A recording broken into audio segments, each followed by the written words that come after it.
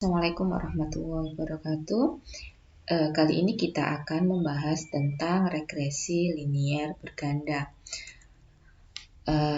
Apa sih regresi linier berganda itu? Jadi sama seperti pada pembahasan regresi linier sederhana, jadi persamaan regresi ini nantinya adalah suatu model persamaan yang menjelaskan hubungan satu variabel tak bebas. Nah, bedanya dengan regresi sederhana adalah pada regresi linier berganda ini melibatkan dua atau lebih variabel bebas. Jadi prediktornya itu ada dua atau lebih. Tujuan dari uji regresi linier berganda ini nantinya untuk memprediksi nilai variabel tak bebas apabila nilai-nilai variabel bebasnya diketahui. Jadi nanti yang diketahui nilainya terlebih dahulu adalah nilai X1 dan X2-nya. Kemudian ketika dilakukan uji ini nanti kita akan memprediksi nih nilai responnya atau pengaruhnya terhadap nilai Y itu bagaimana. Nah, hasil dari analisis regresi linier berganda ini nanti berupa suatu model persamaan regresi yang merupakan suatu fungsi prediksi variabel yang mempengaruhi variabel lainnya. Nah, bentuk matematisnya seperti ini. Jadi untuk regresi linier berganda itu sebenarnya bisa melibatkan lebih dari dua variabel bebas ya. Jadi bisa sampai N, tapi kali ini kita akan membahas yang melibatkan dua variabel bebas saja, yaitu X1 dan X2. Nah, di sini kalian perhatikan bahwa ada beberapa pelambangan nantinya yang melibatkan X besar dan X kecil karena perhitungannya memang banyak ya. Jadi seperti halnya di regresi linier sederhana, pada regresi linier berganda ini kita juga perlu mencari tahu nilai A, B1 dan B2. Nah, rumus-rumusnya ditentukan seperti ini. A sama dengan sigma Y dikurangi B1 dikali sigma X1 kecil ya, dikurangi B2 kali sigma X2 kecil dibagi dengan N. Nah, jangan lupa X1 dan X2 ini bukan nilai dari variabel bebasnya secara langsung ya. Nah, tapi dia melibatkan perhitungan yang lainnya gitu ya. Di sini ya, sigma X1 kuadrat. Sigma X1 kuadrat ini sama dengan sigma X1 kuadrat. Nah, di sini ada X besar. X besar inilah yang nantinya berkaitan dengan nilai-nilai variabel bebasnya. Ya, jadi ada rumus yang ini sebenarnya penyederhanaan karena sebenarnya dia juga melibatkan perhitungan-perhitungan lain di belakangnya seperti ini. Oke, nanti untuk lebih jelasnya akan kita lihat di contoh soal. Oke, kemudian selanjutnya yaitu koefisien determinasi ya. Ini juga muncul di regresi linier berganda. Koefisien determinasi atau R kuadrat ini nilainya juga ditentukan dengan rumus berikut. Yaitu R kuadrat sama dengan B1 dikalikan sigma X1Y ditambah B2 sigma X2Y dibagi dengan sigma Y kuadrat. Nah, nilai R kuadrat ini antara 0 sampai 1 ya. Jadi R kuadrat ini nilainya antara 0 sampai 1. Kalau dia 0, maka dia tidak menjelaskan variabel tak bebasnya sama sekali. Artinya, X1 dan X2 itu sebenarnya tidak berpengaruh sama sekali. Kalau dia nilainya 0, tapi kalau dia nilainya 1 berarti variabel bebasnya itu mempengaruhi dengan sempurna atau menjelaskan dengan sempurna variabel tak bebas Y. Nah, kemudian selain koefisien determinasi ini ada yang namanya koefisien korelasi ganda atau R. Ya, di sini nilainya merupakan akar dari koefisien determinasi. Nilai R ini selalu berkisar antara minus 1 sampai 1. Ya, jadi kalau R ini tengah-tengahnya adalah 0, ini minus 1 dan ini 1, maka kalau 0 maka hubungannya lemah gitu. Ini untuk mengetahui kuat lemahnya hubungan. Kalau semakin mendekati 1 dia berarti hubungannya semakin kuat. Begitu juga mendekati min 1 dia hubungannya juga semakin kuat. Cuma bedanya kalau dia mendekati plus 1 maka dia hubungannya positif. Kalau dia mendekati min 1, hubungannya adalah negatif. Negatif ya, hubungannya adalah negatif. Atau berbalik arah. Ya, jadi maksudnya berbalik arah itu gimana? Gini ya, kalau dia hubungannya positif, kalau X-nya naik, maka Y-nya juga naik gitu. Jadi nanti grafiknya itu naik kayak gini. Jadi kalau X-nya naik, semakin besar nilai X-nya, maka nilai Y-nya juga akan naik ya. Tapi kalau dia negatif, hubungannya itu negatif, nah grafiknya seperti ini.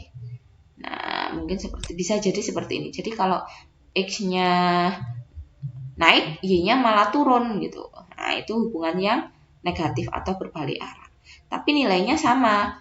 Kalau dia semakin mendekati min 1, maka dia semakin kuat. Berbalik arahnya ini semakin kuat.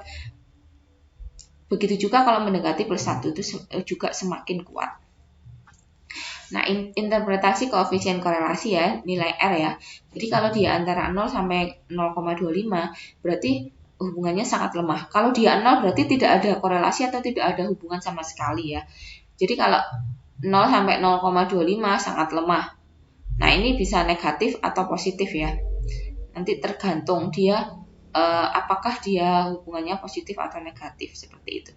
Kalau 0,25 sampai 0,5 berarti korelasinya cukup kuat.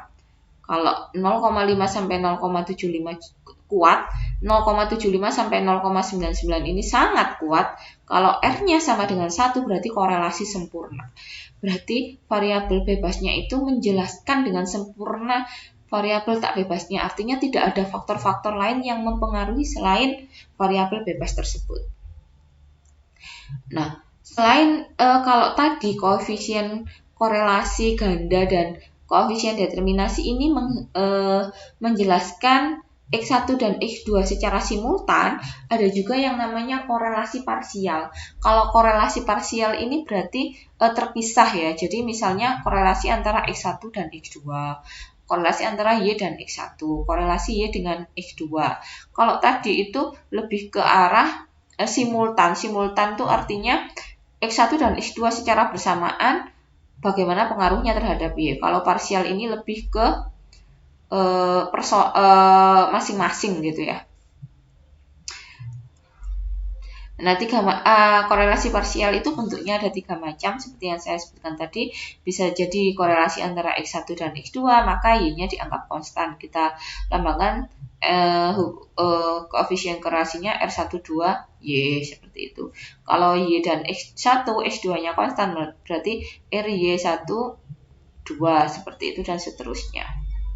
Nah, ini adalah rumus-rumus untuk menghitung koefisien korelasinya. Jadi kita perlu menghitung ini dulu ya.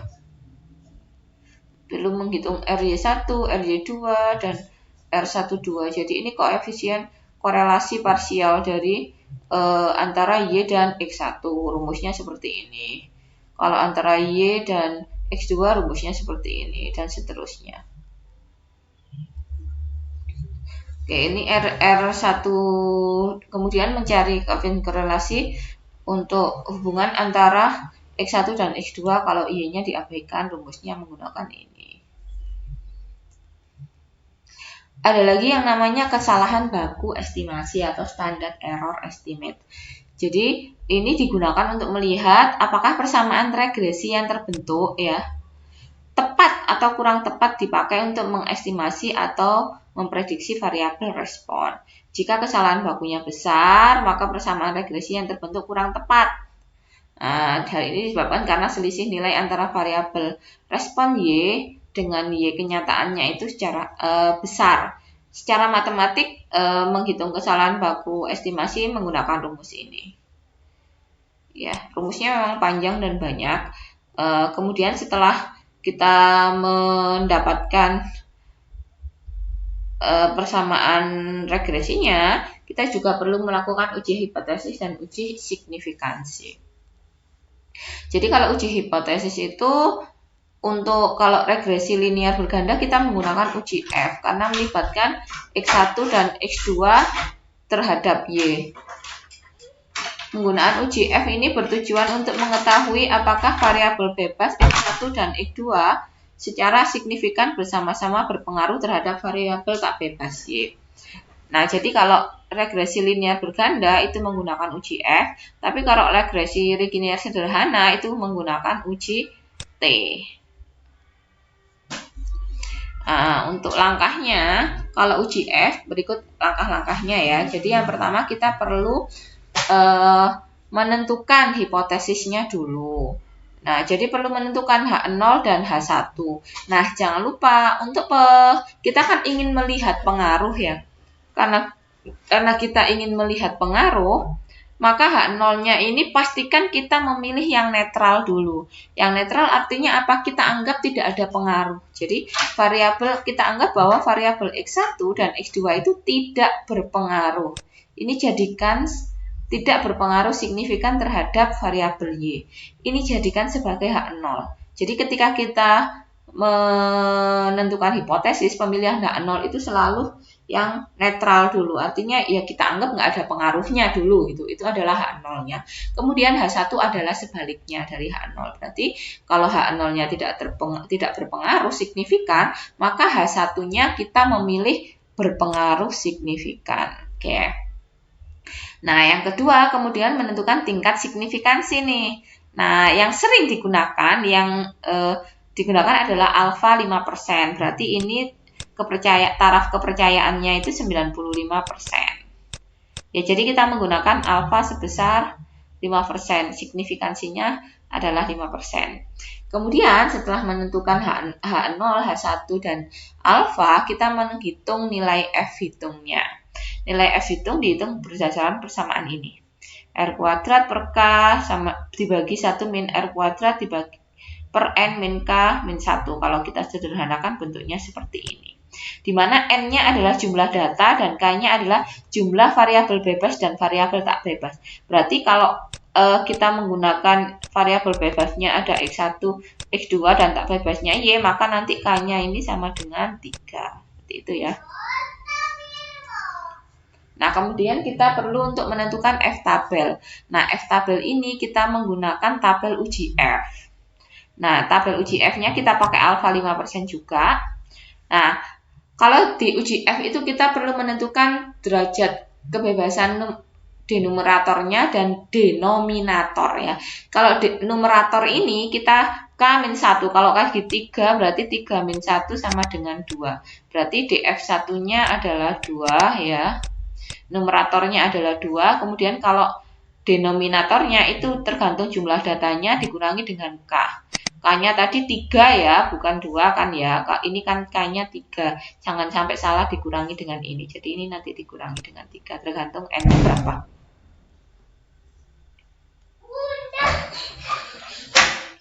Nah, kemudian yang kelima yaitu menentukan daerah penolakan H0. Nah, ini adalah ketentuan yang harus diikuti. Kalau F hitungnya lebih besar dari F tabel, maka H0-nya ditolak dan H1 diterima. Tapi sebaliknya, kalau F hitung kurang dari F tabel, maka H0 diterima dan H1 ditolak. Nah, ini kemudian dari hasilnya ini kita bisa menyimpulkan hasil uji signifikansinya. Nah, kemudian untuk langkah selanjutnya yaitu ini adalah langkah-langkah kalau kita ingin melakukan analisis regresi linear berganda. Yang pertama dari permasalahan atau soal yang ada kita menentukan tujuannya apa. Kemudian mengidentifikasi nih variabel bebasnya apa, variabel tak bebasnya apa, itu diidentifikasi dan dituliskan. Kemudian melakukan pengumpulan data dalam bentuk tabel. Kemudian menghitung. Jadi dari tabel tersebut kita tentukan dulu nilai-nilai yang diperlukan seperti X1 kuadrat, X2 kuadrat, Y kuadrat, X1Y, X2Y, dan total dari masing-masingnya. Kemudian setelah ini ditentukan, kita baru bisa menghitung A, B1, dan B2 menggunakan persamaan yang telah ditentukan. Nah, kemudian kita Kalau A, B1 dan B2-nya sudah ketemu, kita akan membuat model persamaan garis regresinya. Kemudian kalau sudah, kita menentukan koefisien determinasi, koefisien korelasi, dan koefisien korelasi parsial. Kemudian melakukan prediksi terhadap variabel prediktor dan respon.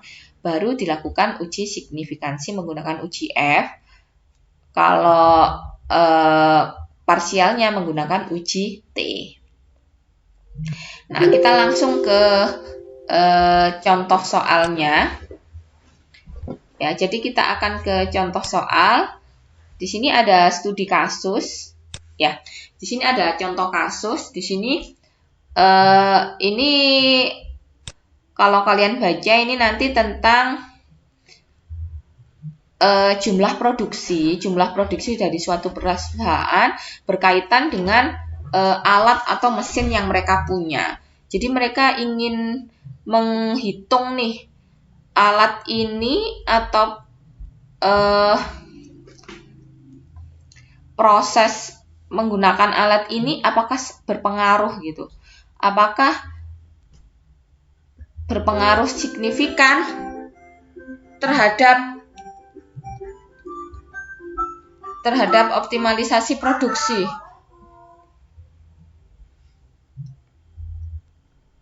Oke, itu intinya. Jadi kita bisa dari sini datanya sudah disebutkan, yaitu ada variabel Y, variabel X1, dan variabel X2-nya. Di sini kita menentukan bahwa Y-nya adalah jumlah produksi dalam ton. Kemudian variabel X1-nya ini adalah penggunaan alat Jacques dalam hitungan jam ya, dalam jamnya.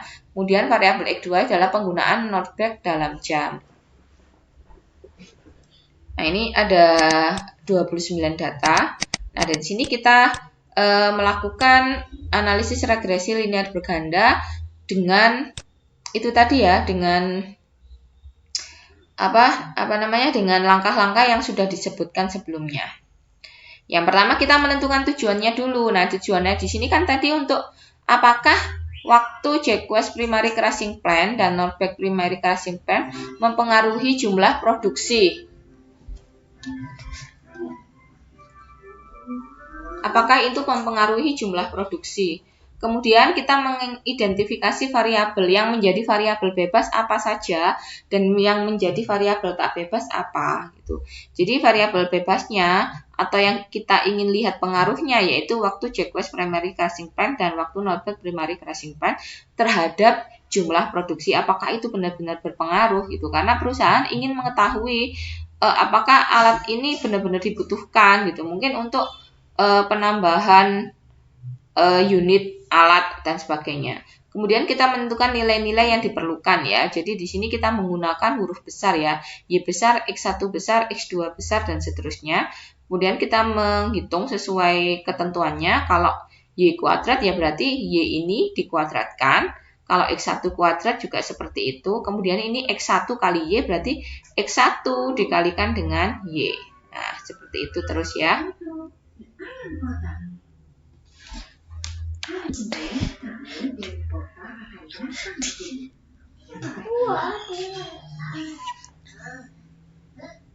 Oke, kemudian kita menentukan nilai A, B1 dan B2 sesuai persamaan yang ditentukan.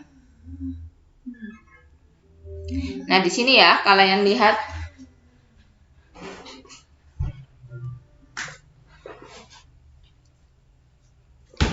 di sini ada nilai ini nilai A, B1 dan B2.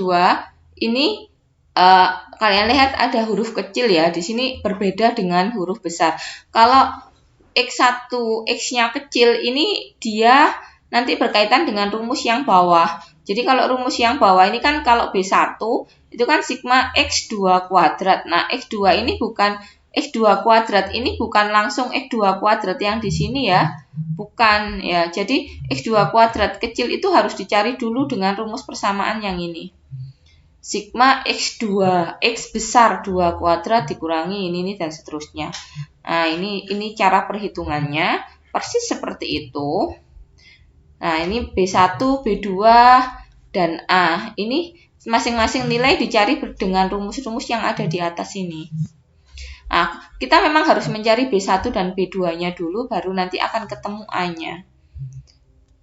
Nah, di sini A-nya ketemu min 239,59, B-nya ketemu B1-nya 764,91, B2-nya 582,23. Itu anunya ya, hasilnya. Berarti dari situ kita bisa menentukan rumus atau model dari persamaan garis regresinya, yaitu Y sama dengan A ditambah B1X1 ditambah B2X2.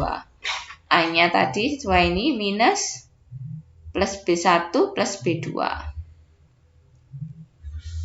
Ya, jadi ini nilai-nilai ini memiliki arti tertentu ya. Jadi kalau misalnya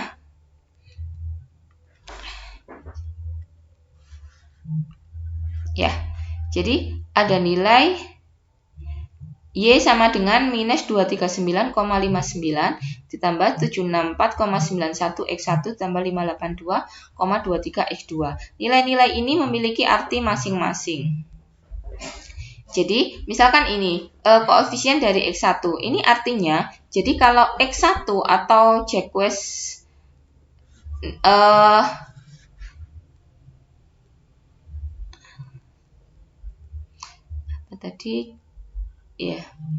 Jacques primary casing, waktu menggunakan Jacques, mesin Jacques-nya tadi itu naik 1% gitu ya. Kalau X1-nya naik, karena ini positif ya, ini positif. Jadi kalau dia naik 1%, X1-nya naik 1%, maka nanti jumlah produksinya akan naik sebesar ini, 764,91.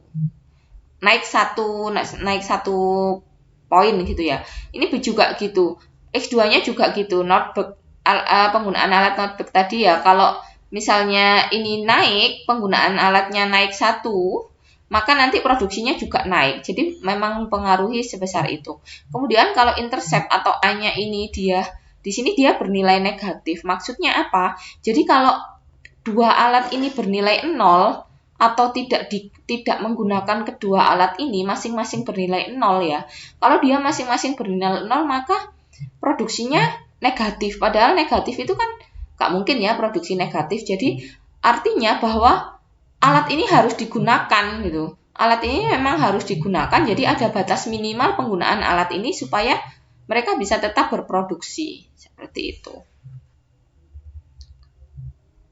Nah, kemudian analisis untuk koefisien determinasinya menggunakan rumus yang sudah ditentukan, nanti ketemu ini. Di sini R kuadratnya ketemu nilainya adalah 0,97. 0,97 artinya dia mendekati 1 ya. Mendekati 1. Sangat kuat ini. Jadi hubungannya itu sangat kuat. Jadi penggunaan alat Jacques dan Nordbeck tadi itu sangat berpengaruh, berpengaruh dengan sangat kuat terhadap jumlah produksinya, yaitu sebesar 97,43%. Nah, artinya bahwa ada faktor lain yang mempengaruhi jumlah produksi, tapi kecil nilainya, yaitu 2,57%. Nah, kebetulan yang 2,57% ini tidak ikut dalam penelitian, jadi memang ada variabel lain yang mempengaruhi, tapi nggak tahu apa karena dia tidak diuji dalam penelitian. Kemudian nilai R-nya adalah 0,98.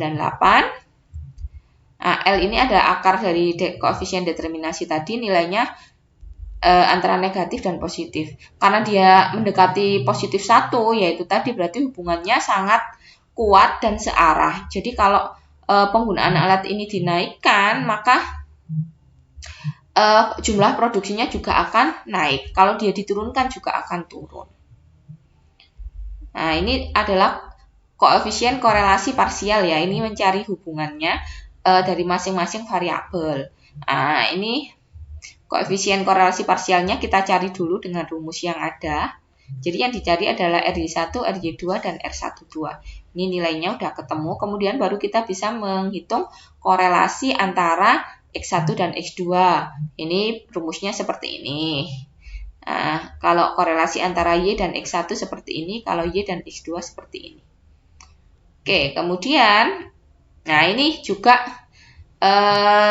kesalahan baku estimasi atau standard error estimate.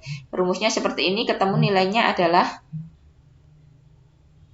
501. Tapi besar atau tidaknya ini kan juga tergantung dari variabelnya ya.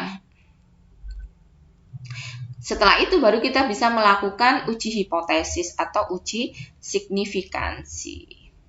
Tadi diketahui nilai koefisien korelasinya R-nya 0,987, determinasinya R kuadrat adalah 0,974, jumlah datanya adalah 29.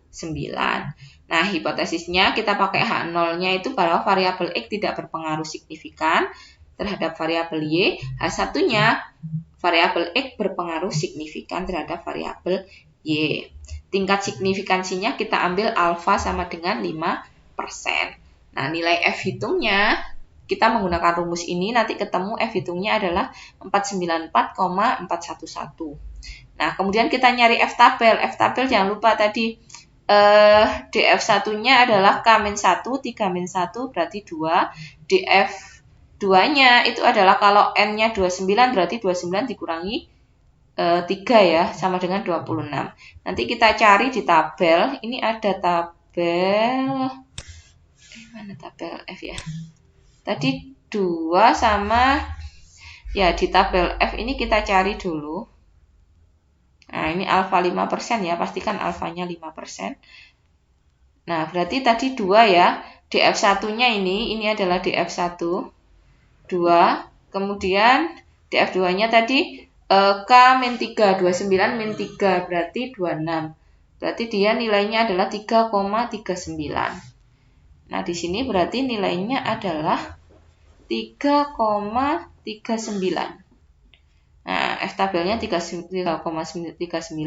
Kemudian kita bandingkan F hitung dan F tabel. F hitungnya 494, berarti dia F hitungnya lebih besar dari F tabel. Maka sesuai ketentuan, maka H0 ditolak, H1 diterima. Artinya variabel bebasnya berpengaruh signifikan karena H1 yang diterima. Nah, untuk korelasi parsialnya juga sama. Kita mencari nilai-nilai yang ada, kemudian kita melakukan uji hipotesis juga. Cuma bedanya kalau yang parsial kita menggunakan uji T. Nah, ini jadi kalau korelasi antara X1 dan X2 kita mencari T hitung. T hitungnya rumusnya seperti ini, ketemu min 20,723. Kemudian derajat kebebasannya adalah N min K. N-nya 29, K-nya 2. K-nya jumlah, kalau di uji T ini, K ini tidak sama dengan di uji F ya.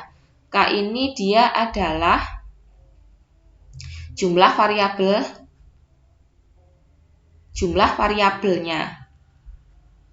Jumlah variabel, karena di sini kan kita parsial ya. X1 dan X2 saja yang kita cari hubungannya. Jadi Y-nya tidak dihitung, sehingga dia jumlahnya adalah 2. 29 min 2, 27, sehingga kita lihat di tabel T. 27, kalau derajat kebebasannya 27, maka di tabel T, kita lihat ya di tabel T. Tabel T beda ya dengan tabel F. Ada keterangannya, ini tabel T. 0,05 kita lihat yang baris kedua ya. Kita lihat yang baris kedua di sini. Nah, ini 0,05. 5% kan 0,05. Berarti ini 0,05. Kemudian tadi jumlah derajat DF-nya berapa? 29 min 2, 27 berarti. 27 berarti di sini. Ya, ini ya 2,052. Ini nilainya. Sehingga nilainya adalah 2,052. Nah, karena T hitung kurang dari T tabel, maka H0 diterima, H1 ditolak. Berarti X1 dan X2 ini